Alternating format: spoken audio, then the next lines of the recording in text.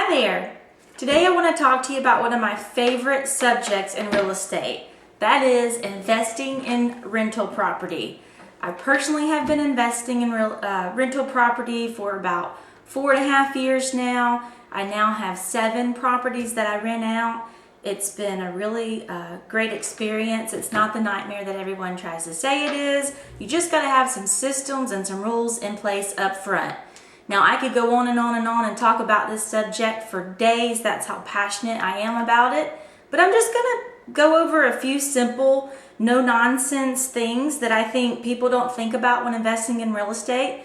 So when you're thinking about investing in real estate, everybody says, well, my buddy, he paid, $675,000 for a condo in the boom, and now it's only worth $300,000. Well, did he lose a lot of money?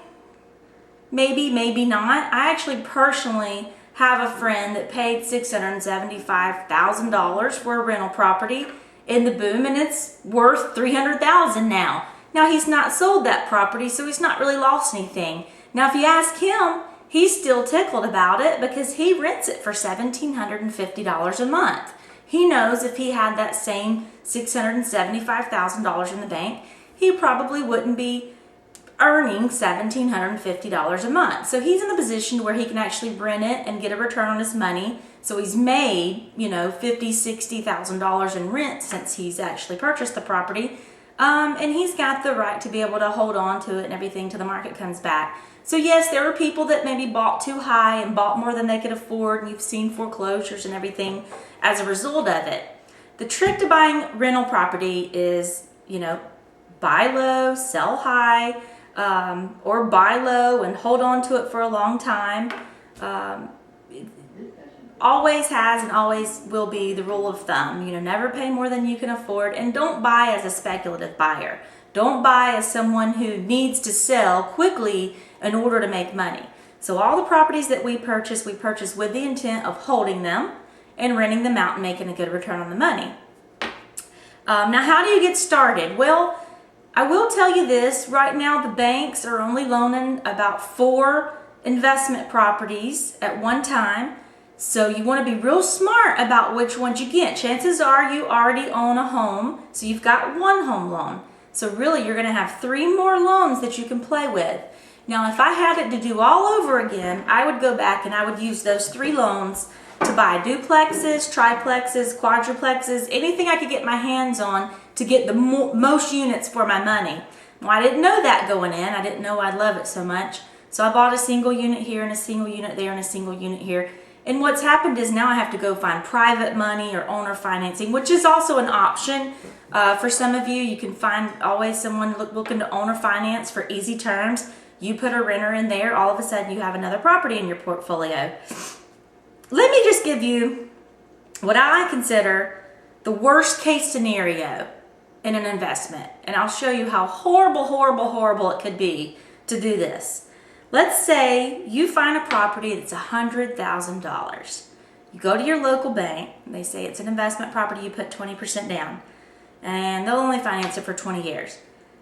You put $20,000 down versus the stock market, you put it into real estate, so you finance $80,000 over that 20-year period. Let's just say that the rental market's not as great as it is right now. Let's say that you can't rent it for a penny over what your payment is. Let's just guess and say your payment's, $700 a month. And you can barely rent it for $700 a month for that whole 20 years. You've not made 1 penny profit that whole 20 years as far as cash flow. And let's just say at the end of 20 years, you call me to sell it, and the market is horrible. In 20 years, it's not appreciated 1 penny. The house is still only worth $100,000. Now, that may sound like a horrible deal, right? We both know that's not going to happen.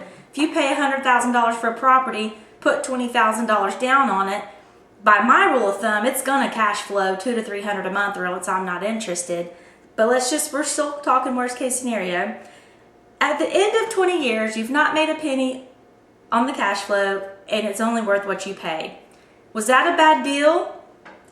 Not really, because guess what? It's the end of 20 years. It's paid for. you now have $100,000 asset. That's $100,000 in your pocket. If you stretch that percentage of return out over 20 years, it comes out to 8.4% return on your money. Now, folks, that was the worst case scenario. And what I usually like to do is throw in the brother-in-law theory, because my brother-in-law is a stockbroker. So let's use the brother-in-law theory. Go to my brother-in-law, who's a stockbroker. I'm going to give him $20,000, and I'm going to say, I want you to sell me $100,000 worth of stock. Now, I don't want to give you $100,000. I just want to give you 20.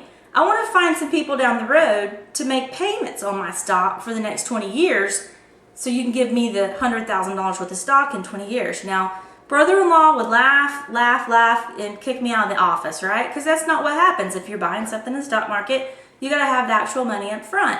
That's the beautiful thing about real estate. You don't have to have $100,000 to get $100,000 worth of real estate. You can have $20,000, or you can even have $10,000. You can have less. You know, you could buy a $50,000 property and come to the table with 10 if that's what you have to invest, and still cash flow and still have a great investment that gets paid for in a 15 or 20-year loan. Someone else pays the bill. You get all the money. Is there risk involved? Yes. You want to screen your properties. You want to make sure you have a good roof, a good foundation, a good AC. Some of my rules of thumb, this is what we've learned. Get termite treatment, get a pest control. You provide that as the landlord.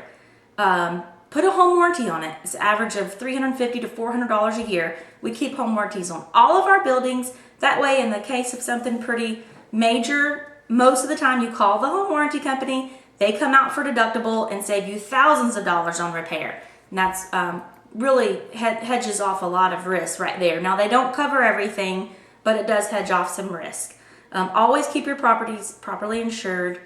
And when screening your renters, make sure you have a great application, check their backgrounds, and require a direct deposit for rent. This has been a beautiful thing for us. All of our renters drafts out their payment on the first of every month from their account to my account.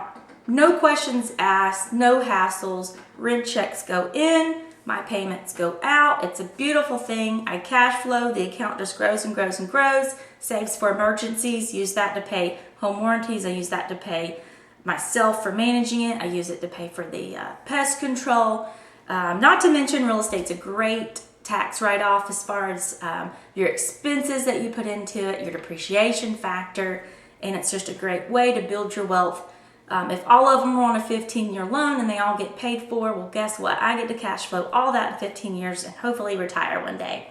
So that is something I'm very passionate about. I have a whole pamphlet here I could go over and speak for hours on. This is just one page that I love this scenario so much, the so-called worst case scenario, which is actually a beautiful scenario. But if you'd like to know more about investing in real estate, please give the Carrie Routt team a call. Thank you.